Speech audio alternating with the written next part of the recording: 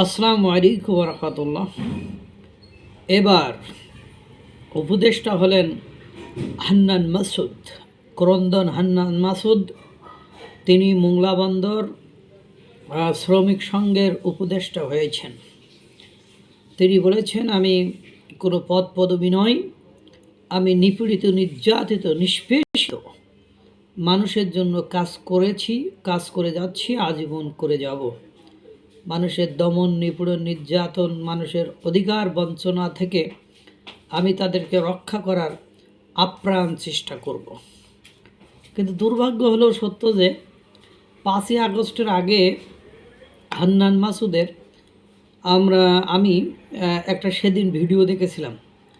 তো মনে হচ্ছে যে কতকাল খাইনি, কি একটা মানে অবস্থা। অথচ এই 6 মাসে তার এই রাজকীয় পরিবর্তন কিভাবে আসছে আমার এটা বুঝে আসে না। এখন মুখে মুখে আবার নির্বাচন করতে চায়, আবার এই হয়েছে, আবার শ্রমিক সংঘের উপদেষ্টা হয়েছে।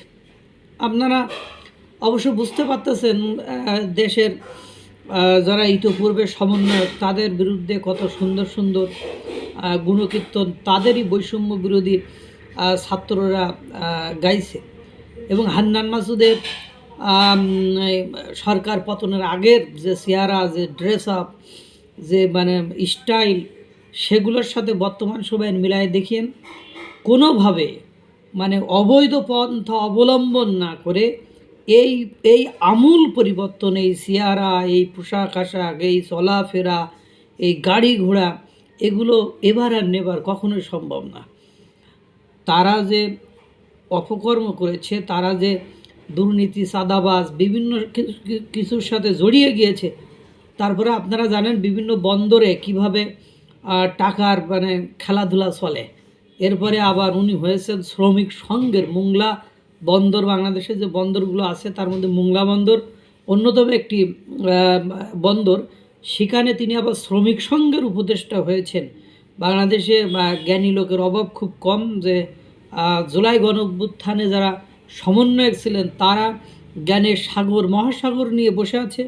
তাদেরকে উপদেষ্টা না করলে, তাদেরকে বিভিন্ন পদ পজিশনে না দিলে আসলে দেশের উন্নয়ন অগ্রগতি সম্ভব নয়। যদিও অনেক বেশি উন্নয়ন অগ্রগতি হয়েছে যে 62 ঘন্টা বা 72 ঘন্টায় 63 জন না 65 জন ধর্ষণ হয়েছে। সেটা জনকণ্ঠে যখন নিউজ হয়েছে, আবার সেটা জনকণ্ঠ ডিলেটও করে দিয়েছে। উন্নতি এবং অগ্রগতি তো হয়েছে, মানে একদিনে 70-72 জায়গায় ডাকাতি হয়েছে ঢাকা শহরে। শুধু এই যে কথা, ছিনতাই, রাজধানী, ধর্ষণ, লুটতরাজ, 5ম শ্রেণীর বা 4র্থ শ্রেণীর বাচ্চাও রেহাই পাচ্ছে না। বিভিন্ন স্থানে আপনার যে শহীদ মিনার সহ বিভিন্ন কিছু ভাঙচুর হচ্ছে, মব জাস্টিস হচ্ছে, তৌহিদি জনতার আক্রোশে পড়ছে। সমন্বয়কদের হাতেই তো এখন ক্ষমতা, তারাই আবার উপদেষ্টা হচ্ছে। খুব ভালো, এগুলো দরকার আছে। হান্নান মাসুদের মতো ব্যক্তির দরকার আছে, যাতে আরও সে ফুলে ফেপে বড়ো সড়ো হয়ে আরও কিছু টাকা পয়সা আয় রোজগার করে নির্বাচন করতে পারে। নির্বাচনের সময় তো একটু ব্যয়ের ব্যাপার স্যাপার আছে।